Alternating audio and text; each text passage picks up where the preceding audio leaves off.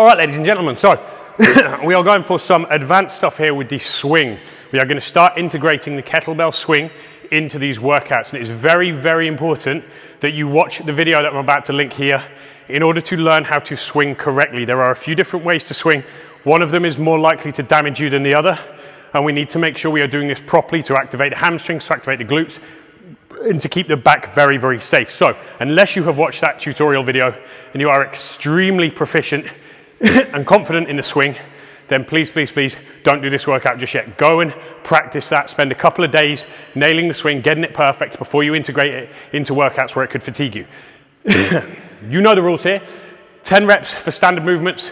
If you're a beginner, 15 as an intermediate, 20 as an advanced, but you can choose whichever one you want to do based on the number of rounds you're doing and the amount of work you want to do. The one thing I will say just for the swing is if you want to, and what I'm going to do for the sake of the workout is because it's quite an efficient movement once you get good at it, and the chances are you should be doing it with a slightly heavier kettlebell if you have one, we're going to do slightly more. So for the swings, we are going to double the number of reps we do. Again, this is important that you are proficient in that swing before we do this.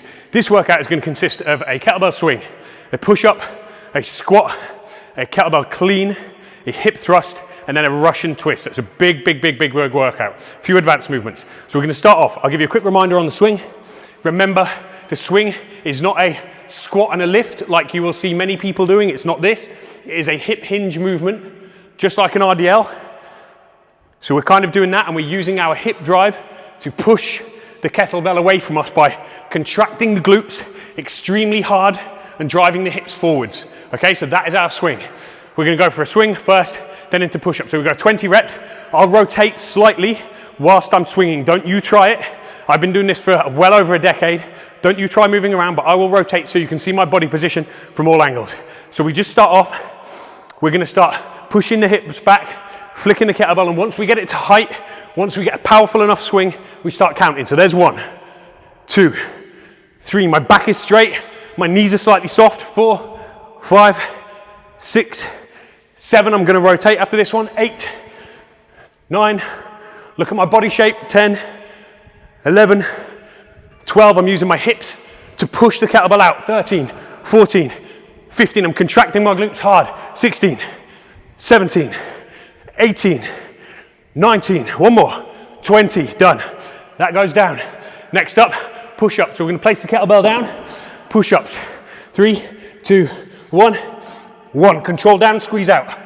2, 3, 4. We want the elbows fairly close to the body. 5, 6, 7, 8, 9, 10. Boom. Back up. We're going to go for a squat. So we're going to go standard squat, front rack. We're going to start one side, 10 reps with the kettlebell in my right hand. Remember to sit it in that cavity, knuckles underneath the chin. 3, 2, 1. Let's go. 1, 2, 3, 4, 5, 6, 7, 8, 9. One more time, and there's 10. Kettlebell down, back up to the other side. 10 reps. Heart starting to beat now. Knuckles underneath the chin, front rack position. Forgive me if I muffle the microphone here. 1, 2, 3. Breathe in. 4, 5, 6, 7, 8, 9, and 10. Down. Right, next movement is the kettlebell clean. Again, you should have watched a tutorial video on this before you do this. If you haven't, don't do this movement. Just do an upright row with the kettlebell. If you have watched the tutorial and you are proficient in the movement, we're going to go for 10 reps of the kettlebell clean. So we start with our thumb facing in, inverted hands. We squat down into the kettlebell. We powerfully explode up and we lift it into our front rack position and back down. 2, nice and controlled. 3, back straight. 4, 5, 6, 7. It should be fluid and strong. 8, the kettlebell is always staying very close to my body. 9, one more. 10, other side. Drop it down, invert, squat in. 1, forgive me if I hit the microphone. 2, 3, 4, nearly there. 5, halfway. 6, 7. Keep the kettlebell close. 8. Back straight. 9. Squatting in. 10.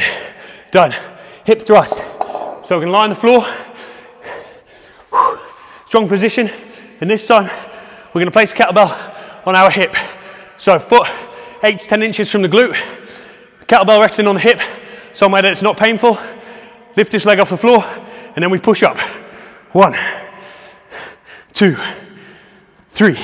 Squeezing that glute and hamstring hard. 4, 5, 6, 7, 8, 9, 10. Then we go to the other side.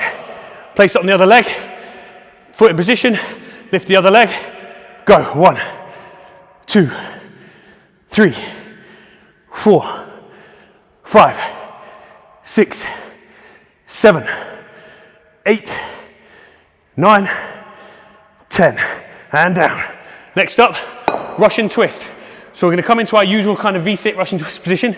You have options here. You can either do it with your body weight, or you can do it holding the kettlebell. Depends on how much energy you have. So into this position, we rotate 2, 3, 4, 5, 6, 7, 8, 9, 10. Boom. Kettlebell down safely. Back on your feet. Catch your breath. Get some water. 1 to 2 minutes rest now. And then we repeat for between 5 and 10 total rounds. Good luck.